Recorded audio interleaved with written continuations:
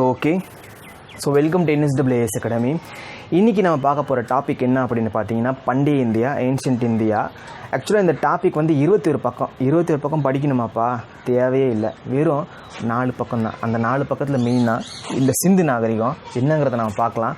So அதுக்கு முன்னாடி நம்ம TNPSC ஃப்ரீ கிராஷ் கோர்ஸில் வீக் ஷெட்யூலில் டே 1 இருக்கீங்க. ரெமெம்பருக்கு தான் நான் சொன்னேன். ப்ளேலிஸ்ட் லிங்க் கீழே இருக்கும். ஏதாவது நாட்கள் நீங்கள் விட்டுட்டிங்கன்னா எந்த பிரச்சனையும் இல்லை, கிளிக் பண்ணி செக் பண்ணிக்கலாம். இன்றைக்கி ரொம்ப ஷார்ட் அண்ட் ஸ்வீட் டாபிக் தான். டக்குன்னு ஒரு 5-10 நிமிஷத்தில் முடிஞ்சிடும், ரைட்டுங்களா? அது மட்டுமேலாம் கொஞ்சம் சீக்கிரம் போகணும். எனக்கும் காலையிலேருந்து ரொம்ப பசிங்க, ஓகேவா? அதனால சீக்கிரம் நான் முடிச்சிடுறேன், ஓகேவா? கொஞ்சம் ஹேண்ட் ரைட்டிங் கொஞ்சம் ஸ்கிரிப்டாக இருக்கும், நோ ப்ராப்ளம், நான் உங்களுக்கு சொல்கிறேன், ஓகேவா? ஆரம்பிக்கலாமா? சரி, என்ன ஆரம்பிக்கிறது? நான் சொல்லிடுறாங்க. இதை பற்றி ஃபஸ்ட்டு இன்ட்ரோ கொடுக்கணும்ல. ஸோ பண்டைய இந்தியா அப்படிங்கிறது உங்களுக்கு ஆல்ரெடி தெரியும். ஸோ பண்டைய இந்தியாவில் அப்படின்னு பார்த்துட்டு வச்சுக்கோங்களேன், அது வணிகம், ட்ரேடு, மக்கள், அதெல்லாம் நிறைய இருக்குது. நமக்கு சிலபஸ் பொறுத்தவரை அது தேவையில்லை. இந்த சிந்து நாகரிகம் தான் கவர் பண்ண போகிறோம். உங்களுக்கு இதே வீக்டியூவில் இன்னொரு பண்டைய இந்தியன்னு இருக்கும் பார்த்தீங்களா, அதில் ரிமைனிங் கவர் பண்ணலாம். இப்போதைக்கு சின்ன டாபிக் தான், முடிச்சுட்டு போயிடலாம். நான் சொல்கிறதெல்லாம் உங்களுக்கு ஆல்ரெடி இங்கே பார்த்த மாதிரி இருக்கும் அப்படின்னு இருக்கும். பிகாஸ் உங்களுக்கு இங்கே நினைக்கலாம், சிந்து நாகரிகம் அப்படிங்கிறது 6ஆவதுலேயும் இருக்குது, 9th இருக்குது, 11th இருக்குது, 12th இருக்குது, இப்போ எத்திக்ஸ்னு இருக்குது, இதுலேயும் இருக்குதா? ஆமாப்பா, அவ்வளோ இம்பார்ட்டன்ட் டாபிக் தான், ஓகேவா? சிந்து நாகரிகம் படிச்சுட்டேன், யாராவது உங்களுக்கு கேட்குறாங்க, சிந்து நாகரிகம் நீங்கள் படிச்சிட்டிங்களாப்பா அப்படின்னு கேட்டாங்க அப்படின்னா, இது எல்லாம் இந்த 4 வகுப்பில் இருக்கிற சிந்து நாகரிகம் படிச்சிருந்தா மட்டுமே நம்ம படிச்சிருக்கோன்னு சொல்லணும், சரியா? ரைட், இதை முடிச்சிட்டிங்க அப்படின்னா சிந்து நாகரிகம் க்ளோஸ். இது ஆக்சுவலாக 11th ஹிஸ்ட்ரி லெசன் நம்பர் 1 சிந்து நாகரிகம். ஸோ ஜஸ்ட் ஒரு 10 பாயிண்ட் இருக்குங்க, டக்குன்னு பார்த்துட்டு கிளம்பலாமே. ஸோ ஃபஸ்ட் அப்படின்னு பார்த்தீங்கன்னா, பொது ஆண்டுக்கு முன்பு 3000 இப்போ தான் தோற்றம் ஆகுது. நகரங்கள், கிரேட் சிஸ்டம், ரோடுங்க, இதெல்லாம் இப்போ தான் போட்டு ஒரு நகரமாக உருவாகுது. எப்போ? போவாமுங்கிறது பொது ஆண்டுக்கு முன்பு, போவாமுவும் கிமுவும் 2 ஒன்று தான், நோ டிஃப்ரென்ஸ்.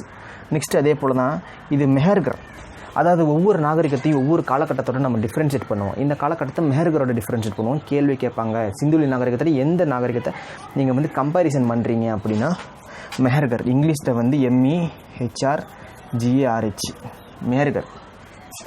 புதிய கற்காலம், ஓகே. தொடக்கம் அப்படிங்கிறது நான் ஆல்ரெடி சொன்னது தான். இது 3000லேருந்து 2600, 2600லேருந்து 1900. இதில் நீங்கள் தெரிஞ்சுக்க வேண்டியது 2 வருடம் தாங்க. இந்த 3000, 1700 ஓகே. இந்த 2600 தான் இங்கே வரும், 1900 தான் இங்கே வரும், சரிங்களா? அவ்வளோதான். தொடக்கங்கிறது 3000-2600, முதிர்ச்சிங்கிறது 2600லேருந்து 1900, பிற்காலம் அப்படிங்கிறது 1900லேருந்து 1700. நெக்ஸ்ட்டு ஃபஸ்ட்டு இந்த சிந்து நாகரிகம் அப்படிங்கிறது இருந்துச்சா அப்படிங்கிறது யாருக்குமே தெரியல. மக்கள் நடமாட்டம் இருந்துச்சு, போகிறாங்க வராங்க, ஆனால் யாருக்கும் தெரியல. சார்லஸ் மேசன் அப்படிங்கிறவங்க பார்த்தீங்கன்னா, அந்த கிழக்கிந்திய கம்பெனியில் ஒரு சோல்ஜர் மற்றும் இல்லாமல் ஒரு ஆராய்ச்சியாளர் கூட. அவர் அந்த பக்கம் நடந்து போயிட்டு இருக்கும்போது ஒரு மலை உச்சியில் ஒரு பெரிய ஒரு கோட்டை, இடிஞ்ச நிலைமையில் ஒரு கோட்டை இருக்குது. என்னடா இது, ஒன்றும் புரியலையே அப்படின்னு சொல்லி பார்த்தா அப்படின்னா, அப்படியே உயரமுடிய சுவர்களால் அப்படியே பாலடைந்து கிடக்குது.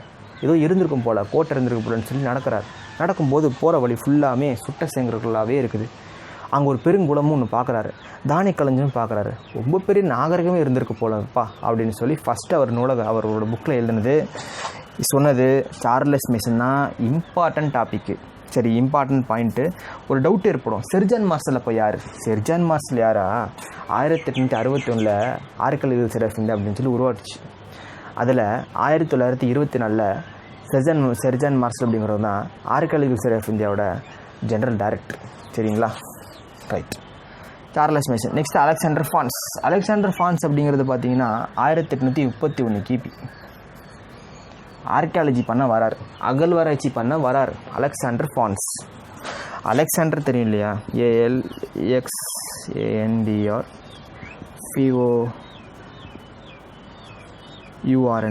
ஸ்பெல்லிங் கொஞ்சம் பார்த்துக்கோங்க, ஓகேவா? ஸ்பெல்லிங் மட்டும் கொஞ்சம் பார்த்துக்கோங்க. PORUNS சம்திங், ஓகே, ஸ்பெல்லிங் மட்டும் பார்த்துக்கோங்க. அலெக்சாண்டர் ஃபான்ஸ் 1831 கிபி, ஓகேவா? BC. நெக்ஸ்ட்டு லாகூர் டு கராச்சி. இந்த கேள்வி சூஸில் கேட்பாங்க. ரயில்வே ட்ராக் போட்டுட்டு இருந்தாங்க. லாகூர் டு வேர் அப்படின்னு சொல்லி உங்களுக்கு கராச்சி, அப்புறம் 2-3 பாம்பே, கல்கட்டாலாம் கொடுக்கலாம், ஓகேவா? ஸோ லாகூர் டு கராச்சினாலும் ஒன்று தான், முல்தான்னாலும் ஒன்று தான். ஸோ கராச்சி, முல்தான் ரெண்டுமே ஒன்று தான், அதை மட்டும் நீங்கள் தெரிஞ்சுக்கோங்க. 6வது புக்கில் உங்களுக்கு முல்தான்னு இருக்கும், கராச்சின்னு இருக்கும், இதில் உங்களுக்கு முல்தானுன்னு இருக்கும், ரைட்டுங்களா? அலெக்சாண்டர் கன்னிங்கம் அப்படிங்கிறது யாருன்னா, ஆர்கியாலஜிக்கல் சர்வே ஆஃப் இந்தியாவில் நியமிக்கப்பட்ட முதல் நில அளவையாளர் அப்படின்னு சொல்லலாம், ரைட்டுங்களா? இந்த ஆய்வு நடத்துறதுக்கான சார்லஸ் மேசன் சொன்னால் போட்டும் போதுமா? அந்த ஆய்வு நடத்துறதுக்கு பெர்மிஷன்லாம் வாங்குறதுக்கு டைரக்டரை சொல்ல வேணாவா? அதுதாங்க சர்ஜன் மார்ஷல் தான் இந்த ஆய்வு நடத்துறதுக்கு உறுதுணையாக கூட இருந்தது. அவர் தான் சப்போர்ட்டு. ஆர்எம் வீலர் அப்படிங்கிறவங்க வந்து பார்த்திங்க, ஆர்எம் வீலர் அப்புறம் யூரி அப்படிங்கிறவங்களாம் பார்த்திங்க அப்படின்னா கணினி மூலமாக வந்து அகழ்வாராய்ச்சி பண்ணுறாங்க. Update method, development method. R M Wheeler 1940.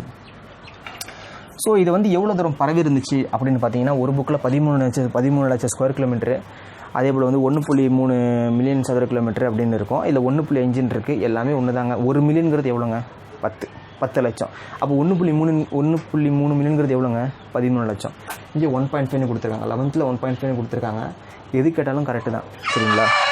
1.3 correct தான், 10 லட்சமும் கரெக்டு தான். சரி 13 லட்சம், சாரி 13 லட்சம். அதே போல் வந்து 1.5 மில்லியன், 1.5 கரெக்டு தான், 13 லட்சமும் கரெக்டு தான். சரிங்களா? டைரெக்டாக கேள்வி வராதுங்க எப்போவுமே, அது தெரிஞ்சுக்கோங்க. 1.3னா 1.3 மில்லியன் வராது. 1.3 மில்லியனுக்கு பதிலாக 13 லட்சன்றதை விட்டுட்டு வந்துடக்கூடாது. 13 லட்சம்னா அதுக்கு மெத்தட் ரைட்டுங்களா? ஒரு வேறு சொல்லிடுறேனே, 1 மில்லியன் அப்படிங்கிறது 1 லட்சம். சரி 10 லட்சமா?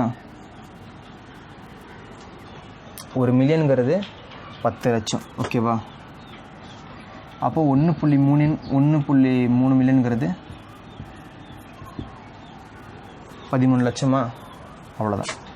அதே போல் 11th 1.1 மில்லியனுங்கிறது, சரி 1.5 மில்லியன் கொடுத்துருக்காங்க. அப்படிங்கிறப்போ 15 லட்சமா? ஓகேவா? கிளியரா? சரி ஓகே. ஸோ மாடை வந்து என்னென்னு சொல்லுவாங்கன்னா செபுன்னு சொல்லுவாங்க. மாடை என்ன சொல்லுவாங்கன்னா செபுன்னு சொல்லுவாங்க. அதே போல் அவங்களுக்கு வந்து நிறைய வண்ணங்கள் தெரிஞ்சிருக்கலாம், பட் அவங்க யூஸ் பண்ணது கருப்பு சிவப்பு மட்டும்தான். நெக்ஸ்ட்டு வந்து இப்போ நம்ம வந்து தங்கம், வெள்ளி, கோல்டு, டைமண்ட், பிளாட்டினம்லாம் சொல்கிறோம்ல, அவங்க வந்து மெயினான என்னன்னு பார்த்தீங்கன்னா கார்னீலியன் அப்படிங்கிற ஒரு செம்மணிக்கல், அதே போல் ஜாஸ்பர், அப்புறம் கிறிஸ்டல், அப்புறம் ஸ்டீடேட், நுரைக்கல் அப்படின்னு சொல்லுவாங்க.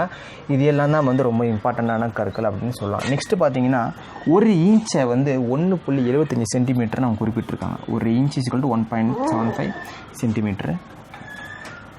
அப்புறம் 5000 எழுத்துக்கள், 26 குறியீடுகள். குறியீடுகள் அப்படிங்கன்னா என்ன? குறியீடுனா என்ன அப்படின்னா, சிந்துன்னு இருக்கா குறியீடா, அந்த மாதிரி 26 குறியீடுகள் இருக்குது அப்படின்னு சொல்கிறாங்க அதிகபட்சம். சரிங்களா? ஓகே. ஸோ அவ்வளோதான். இது சிம்பிள் தான். இது மட்டும் கொஞ்சம் அவசரத்தில் கொஞ்சம் சொல்லியிருப்பேன். இதை மட்டும் கான்செப்ட் புரிஞ்சுக்கோங்க. ஒரு விஷயம் மட்டும்தான், எதுவுமே டைரெக்டாக வராது, இன்டெரக்டாக தான் வரும்.